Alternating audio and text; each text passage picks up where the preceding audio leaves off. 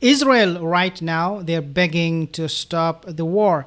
US has sent top officials to Israel to discuss a ceasefire after being defeated heavily by Hamas. And now they're fearing that this could be the end of Israel that we know today. This is why they are panicking, and this is what I want to talk to you more in details, because there are a lot of things today I need to discuss with you. But first of all, I want to share with you this video of Donald J. Trump. He said something very, very shocking, very, very interesting to say the least. Take a listen first what he is saying here. Think of this. We immediately announced that we're giving Hamas $100 million. We're going to give it to them into Gaza, but they take it 100% of it. They don't take 90%, they take 100%. Mark knows that better than anybody. They take 100% and we give them money hand over fist, and we've been doing that for many years. And then a speech was made declaring that if you support Israel, you must give billions of dollars for open borders in Ukraine. In other words, billions of dollars open border.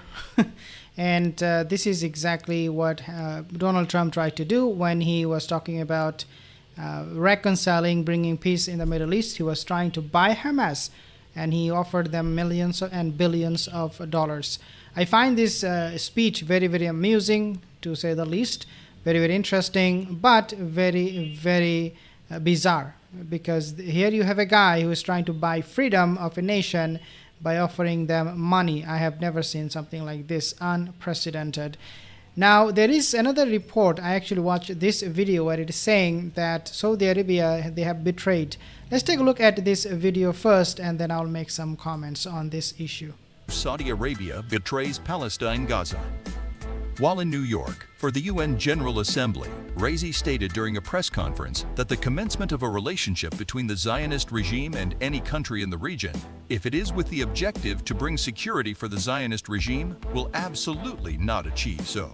Okay, so basically Iran looks like, according to this report, they are indirectly saying to Saudi Arabia, do not betray the Muslim Ummah, do not betray us by keeping quiet. What is very, very interesting and very, very uncomfortable for all of us here is that Saudi Arabia did not make any further statements regarding the issue with Hamas and Israel. They obviously, as we know, MBS Mohammed bin Salman, when Anthony Blinken, U.S. Secretary of State, visited Saudi Arabia, he made him wait for hours. That's the only thing we have known from Saudi Arabia. What they're doing, they're having concert. Shakira is coming over. They are actually now going to be hosting World Cup 2034.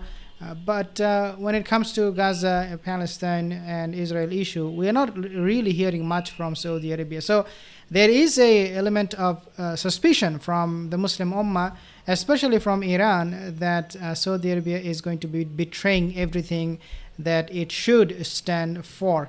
But nevertheless, this is something I don't still think is what it looks like. I don't think Saudi Arabia has betrayed. They are actually, who knows, taking measures. They should, to me, come out in public and say that the peace deal, the normalization deal with Israel is off the table. That's what Saudi Arabia should be doing right away.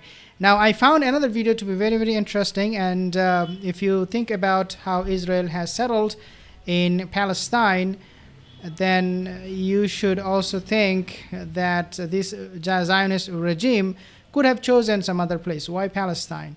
And this is exactly what this video is talking about. Let's take a look at this video first, and then I'll talk more. Europe has 44 countries. Why don't they take Israel? That's true. America has 50 states. Why don't they give them Florida? I mean, we seem to complain about Florida the whole time. Why don't they just give... Obviously, why they don't give them Florida? Why they don't give them other states? Obviously, that is because Israel, they believe that this land belongs to them. Okay, we understand you have religious value to it. But how you take the land? Like by robbing people? In the past, the Muslims, they were conquering lands. The Sahaba, the Prophet ﷺ, they would conquer lands by force, by army, showing them the strength, the might of the army, and that is completely okay. This is what happened all the time. You conquer a land, you go to a land, you invite them to your values, you invite them to follow your principles, just like the Sahaba, they did, follow Islam, give zizya or face the sword. That's acceptable because we Muslims, we are spreading the truth. We're spreading the monotheistic belief throughout the world. And if a enemy force comes to our lands by force, then we are not strong enough to defend ourselves, then okay, we will submit to you. And obviously, if the entire world community is silent on this, okay, so we are weak, you came to our land, take our land. Okay, that doesn't happen anymore, by the way. But if it happens, I would understand that those forces that are more powerful, more stronger, than they can defend us, in fact, right?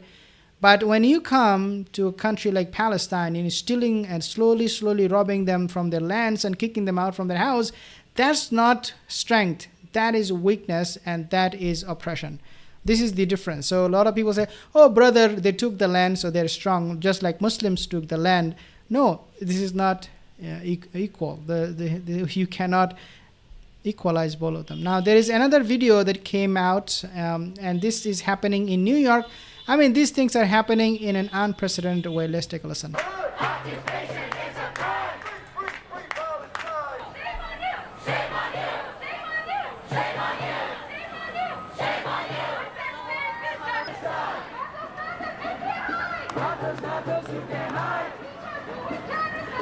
What I find very, very interesting and very, very encouraging is the fact that the world community, a lot of non-Muslims, they are standing side by side with the Muslims on this issue. And this is, again, not a matter of religion. This is not a matter of financial gain. This is not a matter of popularity or playing the victim role. It is a matter of humanity. You are standing with Palestinians. You're standing with humanity, if you have anything left in you. But I've seen a lot of people on my channel commenting, oh, you are supporting the terrorists, Hamas and all that. I'm like, no, you are also supporting, in fact, the worst terrorist organization, which is IDF, in the world. So there is no moral equivalency, as they say it, right? Yeah, so let's take a look at this video, because now it looks like Anthony Blinken, he's heading off to the Middle East. Obviously, he's not going to be using the word ceasefire, because then, of course, then they will come out as weak. Oh, please have a ceasefire. In fact, the other day, the Netanyahu, the Pharaoh Netanyahu, he said there is going to be no ceasefire. This is the second phase of the war, blah, blah, blah. He was bragging about, oh, we are being successful. Guess what?